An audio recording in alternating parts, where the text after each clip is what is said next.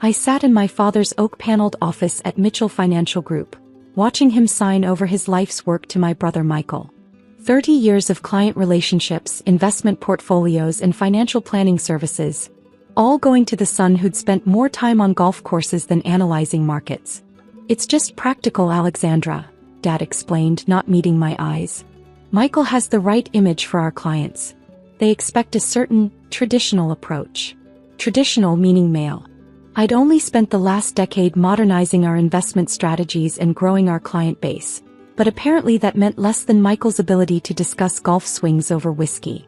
Of course, I replied mildly, checking my phone as another notification came through. Sterling Capital acquisition of Peterson Wealth Management complete.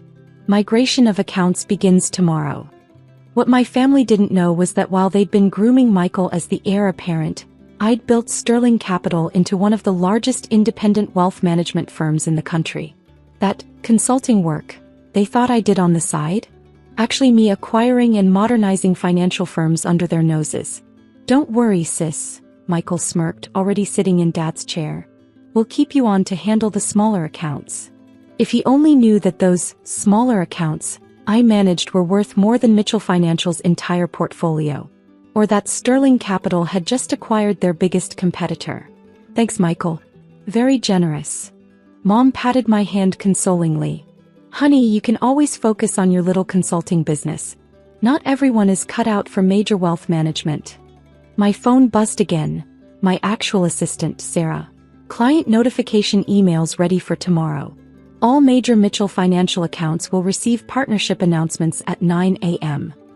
I should get back to work. I stood up, straightening my intentionally modest suit. Those small accounts won't manage themselves. That's the spirit, Dad beamed, probably relieved I wasn't fighting the decision. Michael will take good care of the firm's legacy. I thought about the letters sitting in my office across town, ready to inform every major Mitchell Financial client that their real advisor, me, was now a managing partner at Sterling Capital. I'm sure he will, I smiled, watching Michael already planning changes to Dad's office. I'm sure he will. The next morning I sat in my real office, the entire top floor of Sterling Capital's downtown headquarters, watching the chaos unfold on multiple screens. At exactly 9 a.m., every major client of Mitchell Financial Group received an email introducing their new wealth management partner, Sterling Capital, led by Alexandra Mitchell. First responses coming in, Sarah reported, monitoring the communications. The Anderson family has already transferred their $50 million portfolio to us. The Wilsons and Petersons are scheduling meetings. I pulled up the security feeds from Mitchell Financial's offices, where Michael was about to discover that the small accounts I managed were actually the firm's largest clients. Dad's carefully cultivated client base was about to learn that their trusted advisor, Yumi, had moved to a bigger platform. My phone started buzzing. Michael, what the hell is going on? The Andersons just pulled their account. Dad, emergency meeting now. What did you do? Mom, honey, please call your father. Something's happening with the clients. I smiled, remembering all the times they dismissed my modern approach to wealth management. The automated alerts kept coming. Thompson family, $75 million. Requests transfer to Sterling Capital. Davidson Corp Pension Fund, $120 million. Initiating transfer. Wilson Holdings, $90 million. Scheduling transition meeting. Sarah appeared with more updates. Mitchell Financial's stock is dropping. Their board is demanding answers about the mass client exodus. Send them our standard press release, I instructed. Sterling Capital welcomes new clients seeking modern wealth management solutions. My office door burst open as Michael stormed in, his face red with rage. He stopped short, taking in the sprawling executive suite with its panoramic city views. What is this place? Sterling Capital, I replied calmly. My company. The one you all thought was a little consulting business. Your company? He sputtered. This is impossible. Sterling Capital is worth $3 billion as of this morning, I finished for him.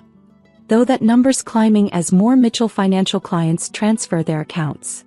Dad appeared behind him, looking older than I'd ever seen him. Alexandra, what have you done? Built something bigger than Mitchell Financial could ever be. I gestured to the screens showing real-time portfolio management across global markets. While you were teaching Michael about golf club memberships, I was creating the future of wealth management. The clients, Michael started, were always mine. I cut him off. Those small accounts you so generously offered to let me keep? They represented 80% of Mitchell Financial's assets under management. And they're all following me to Sterling Capital. I pulled up the client transfer requests streaming in.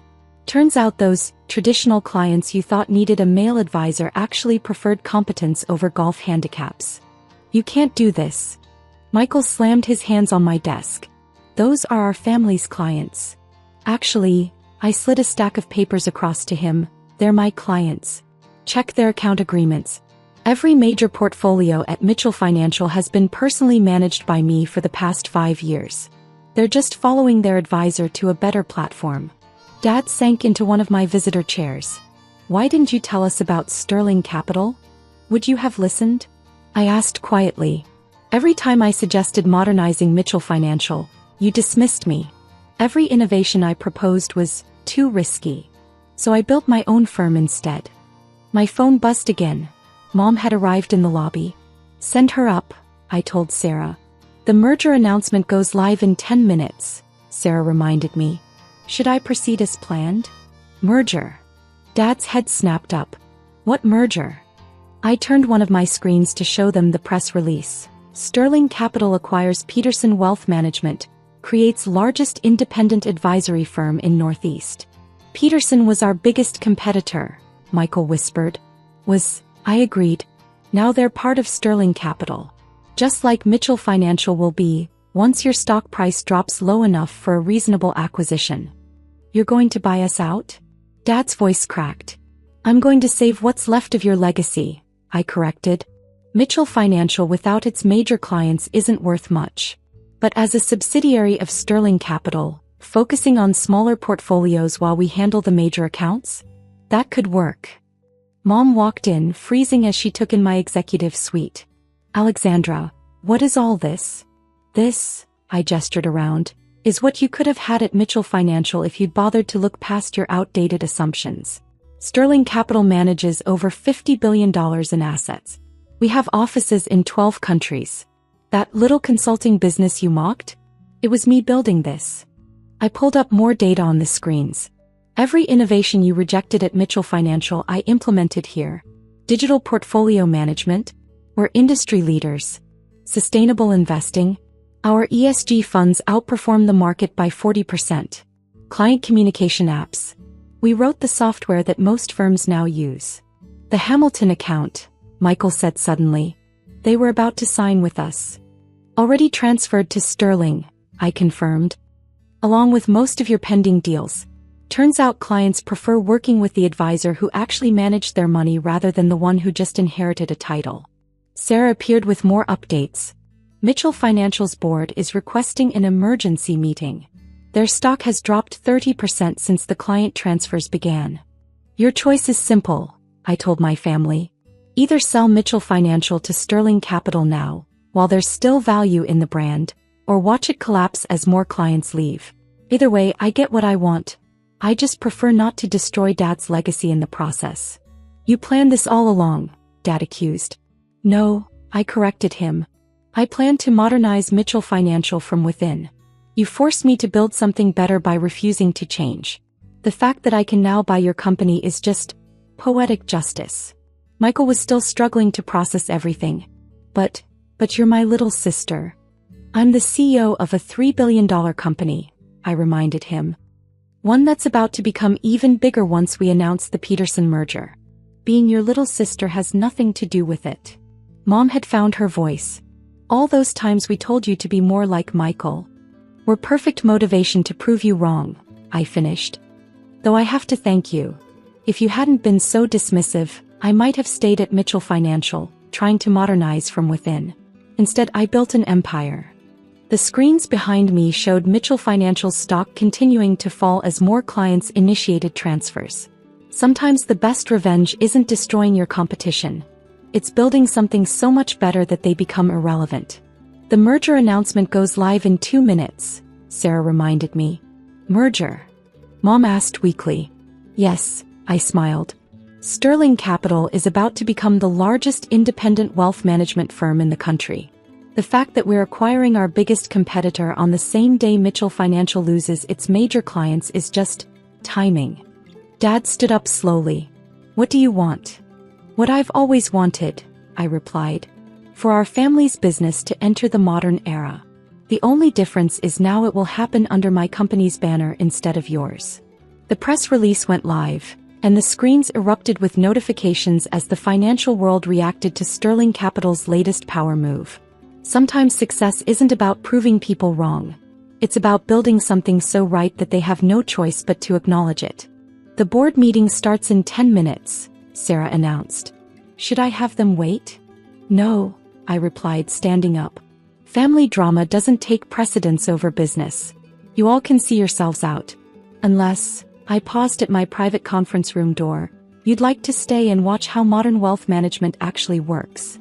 As they filed out of my office, thoroughly humbled, Sarah brought in one last update.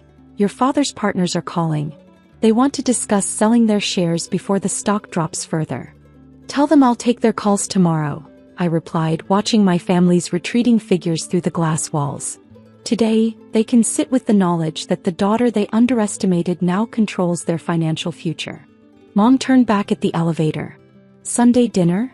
Sorry, I smiled. Board meetings for a $3 billion company take priority over pot roast.